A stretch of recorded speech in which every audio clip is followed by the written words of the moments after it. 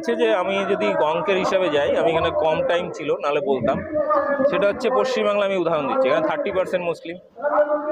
সরকারি চাকরি করে কত পার্সেন্ট? 1.5 থেকে 3% মুসলিম সরকারি চাকরি করে। তাহলে বাকি 27% চাকরি কে খেলো? হিন্দুরাই খেয়েছে।